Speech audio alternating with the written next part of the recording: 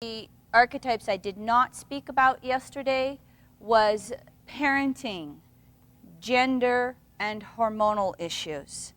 So I would like to work with this morning. And so we will know Cancer as traditionally representing the mother, the female, the womb. We know Capricorn as traditionally representing the father, the authority figure. And we see these as the two genders between masculine and feminine. One of the concepts in evolutionary astrology, especially as we are evolving in this modern world, expanding consciousness, is that Cancer, the fourth house, and the moon really represent the most nurturing parent, which is sometimes the father. And the same is true of Capricorn. It will represent the most authoritarian parent, which is sometimes the mother.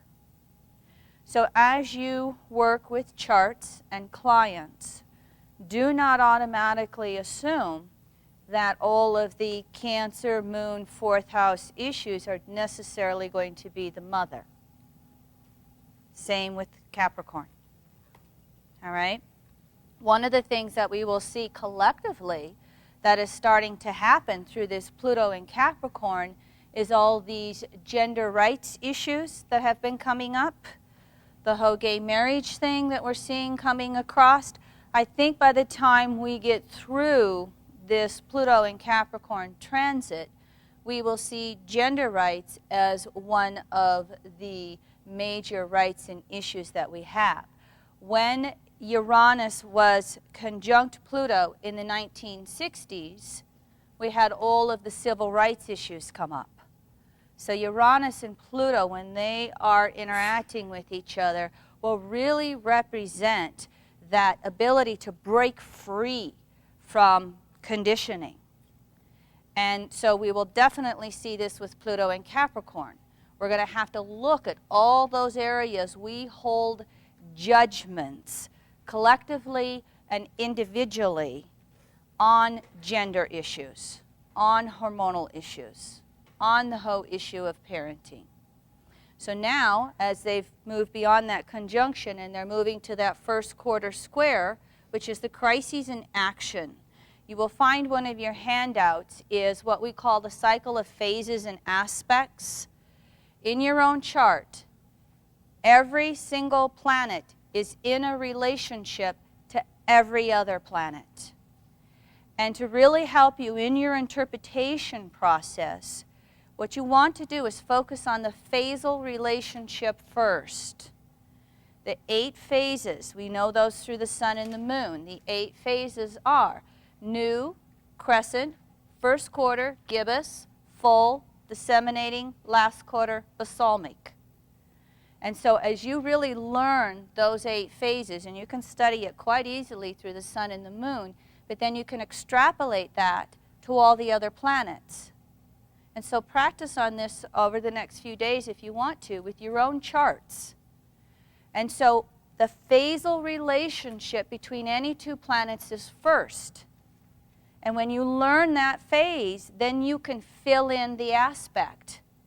And one of the most common issues that budding astrology students have is they get lost when it comes to aspects. They can get the 12 archetypes. They can figure out the planets from the archetypes. But then when you start to put it together, oh my God, Virgo rules. And so, again, ground yourself in learning those 8 phases. And then you can fill in the aspects and the planetary archetypes. This makes sense? I'm not going to go into a lot of detail. It's just this is an important key thing to get in studying astrology. And so to back myself up here, when we're working with this first quarter square between Uranus and Pluto, it's a crisis in action. And the first quarter square means that whatever was initiated at the conjunction must manifest at the first quarter square. So all of those seed thoughts from the 1960s Uranus conjunct Pluto in Virgo in the middle 60s. That stuff must manifest over this decade as we work through these 7 Uranus first quarter squares to Pluto. And again, I think one of the major themes that we will see during this time period is all of the gender issues, the hormonal issues. Now, another thing I'd like to make you aware of from the observations and correlations of evolutionary astrology is I want to touch upon homosexuality, gay rights, all of this stuff. When you are looking at your evolved souls, what we would know as our avatars, when you look at any of the modern ones, sometimes when you look at the pictorial, I got 9th house and I don't pronounce words correctly, don't care. But when you look at the pictures of some of our ancient avatars, do you notice how androgynous they look? The expansion of consciousness and the evolution of our souls is a process of incorporating the masculine and the feminine so that both of them are balanced within us. As we do that, we achieve androgyny. Your evolved souls can skip back and forth between masculine and feminine lifetimes like the flash of an eye.